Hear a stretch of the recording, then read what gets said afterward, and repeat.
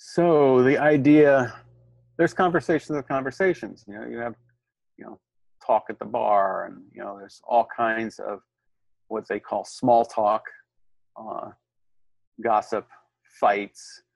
There's endless kinds, just discussions back and forth. It's like the idea of discussion is like percussion. There's a hitting quality to the cushion, uh, and some discussions are more like a ping pong game than they are, a fluid flowing, people adding to and changing and all that.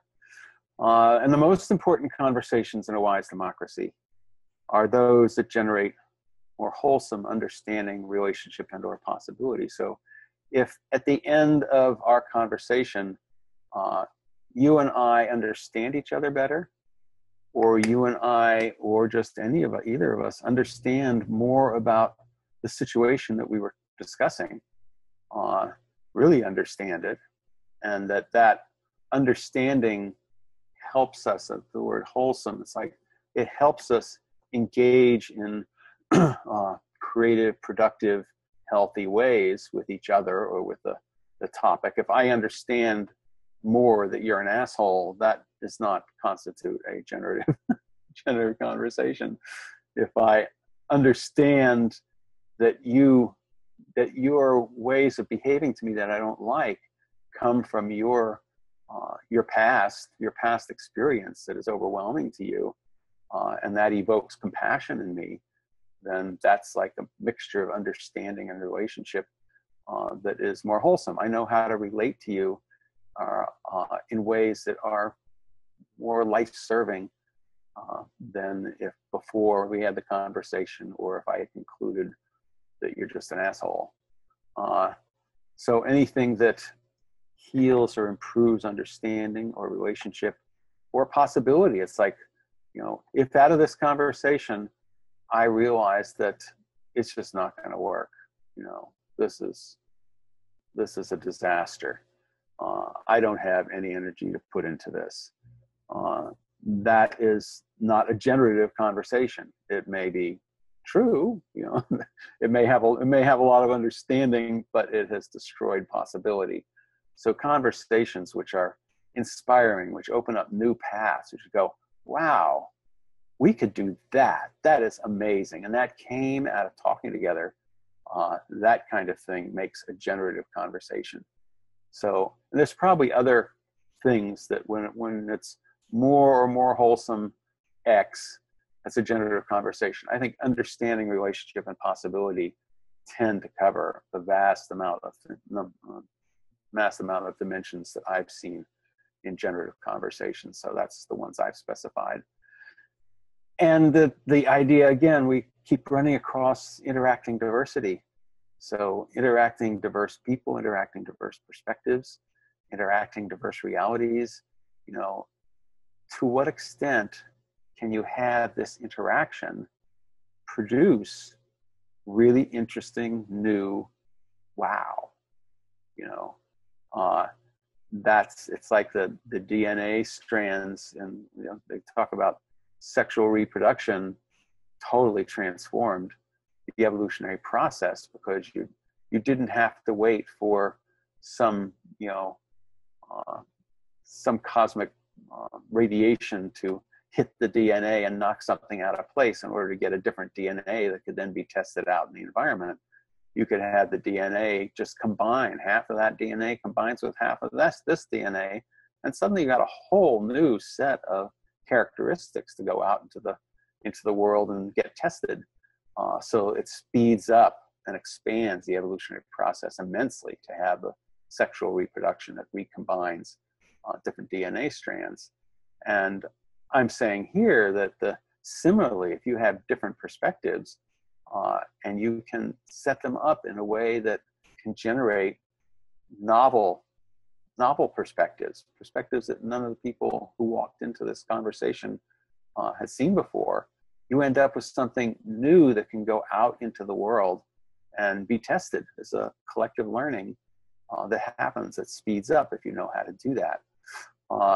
But it does require, there's a certain quality of social engagement, social intercourse. I use the word intercourse, tongue in cheek, kind of going, here's a sexual reproduction, but it's a phrase, it's common. Social intercourse is interaction, the course, the flow of things back and forth in between. And if you can do that with the right kind of quality, you will produce things that weren't there before, novel, emergent outcomes of all different kinds that may have to do with relationship, may have to do with possibility, may have to do with understanding. But what's interesting is it's appropriate to the perspectives that participated. If we get a bunch of people in Detroit together and they come up with new understandings about how to behave in their city and between each other, you can't necessarily transpose that and stick it in Timbuktu or Moscow because the contexts are radically different. So that's part to realize the limitations of the outcomes that come in generative conversation by who you're having interact, how they're interacting, how you're framing, why they're interacting, all that. It's an important part of the process consciousness, but it also there's a power in it. If you can bring together the appropriate diversity, if a solution needs to address X, Y, and Z factors, and you can bring together people who are familiar or immersed in X, Y, and Z dimensions of the problem, the issue, then using generative conversations makes breakthroughs for those people, for that situation. So having that consciousness that you are designing for local outcomes can be a whole planet too, but you are, by who you include and how you include them, you are creating wisdom for that context. And that if you do it well, this is newly useful. What comes out of that is new. That's the generation, generativity, genesis. It's generating, it's new stuff is showing up. And that because of how you've designed it and who you've included and the information you included and whatever, it's what comes out is newly useful and has been integrated into ways that are healthy for all involved, healthy for the larger system that is at work here, healthy for the interconnectedness that is always bound into any given issue. And you're looking for that kind of powerful, healthy, wholesome, emergent possibilities, relationships, understandings, insights. And that's what's behind the drive for generative conversations. And we want that kind of generation, that kind of conversation happening in every part of the society, at every level of society, in all the sectors of society, in families, in relationships, in communities, in organizations, in the whole society as it decides how to interact with its resources, its destiny, its challenges.